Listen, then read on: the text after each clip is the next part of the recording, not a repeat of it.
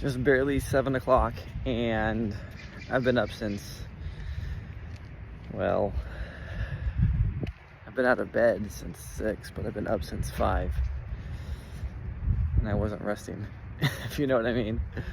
But I want to talk to you guys about just how crazy it is, some of these sellers.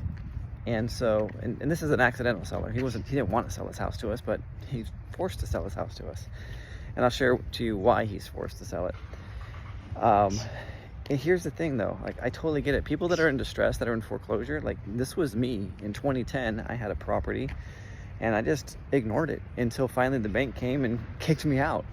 And we were forced out of our home. We were foreclosed on, and we were kicked out the day after Christmas, of all days, the day after Christmas. And my wife was pregnant with our second, and I had a 1-year-old. And there we were, packing up our house in the snow after Christmas. And I just waited around for someone to come and rescue me, and no one ever did. And that's why I do what I do now. That's why I wrote my book, Defending Yourself from Foreclosures, just to help families know that there are options. Like, you don't have to lose your house to the bank. Like, there are other options available for you. And if I would have known what I know now, I would never have lost my house to the bank. And so here's the situation.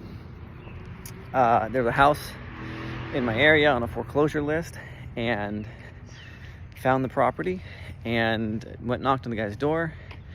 He, was going to lose his house, and gave him some options. Hey, this is what you can do. This is how you can do it. And he was able to postpone the auction. They gave him a grace period of 45 days to go ahead and get his loan modification paperwork in. He never did it. I stopped by there 2 weeks ago, like, how's it going? It's like, oh, it's going. We're gonna print it out and start the paperwork tomorrow. Never happened. A week later, I go by, hey, the bank's not gonna work with you again, man.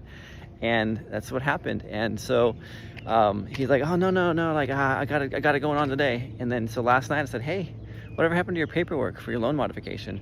And he was like, my girlfriend got in a car accident. She's okay, but she hasn't been able to help me fill out the paperwork. And I'm like, you got to fill out this paperwork, man. So last night, I'm just like, you're out of options. Your only options is to declare bankruptcy. And if you do that, it just kicks the can down the road. And you just told the bank that you don't have the money to, to get a modification. If you ask them for a modification, again, a second time, they've already given you a grace period and you've done nothing with it. I said, your auction is tomorrow morning. It's over, man. What are you gonna do? He's like, I don't know, but I don't want to lose my house. And so I said, the only option really is to sell your house, and we can give you cash for it, take over the payments on it, do whatever we need to do, but you're not gonna walk out empty-handed like I did. And he's like, at this point, I will take anything not to lose my house and have nothing to show for it. So drafted up some paperwork with him, got him to sign, and we're on our way this morning to go wire the funds to the bank to stop the auction. But it's crazy. It's just like, why did you wait so long? And unfortunately, this is just what happens. I get it. I did the same thing myself.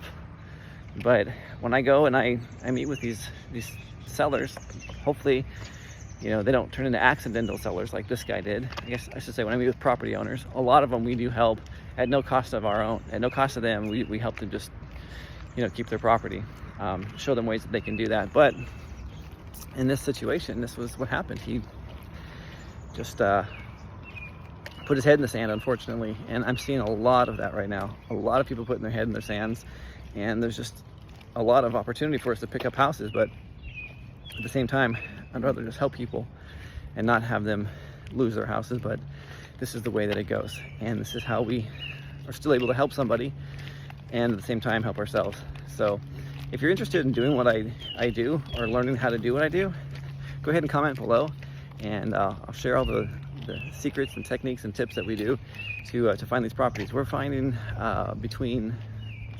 finding is one thing. We're closing on between 3 and 4 properties a month. We're not doing high volume, we're doing high equity. This particular property needs some work on it, but at the end of the day, we'll do well, and he's going to do well as well in the process. So if you're interested, I'd love to help out.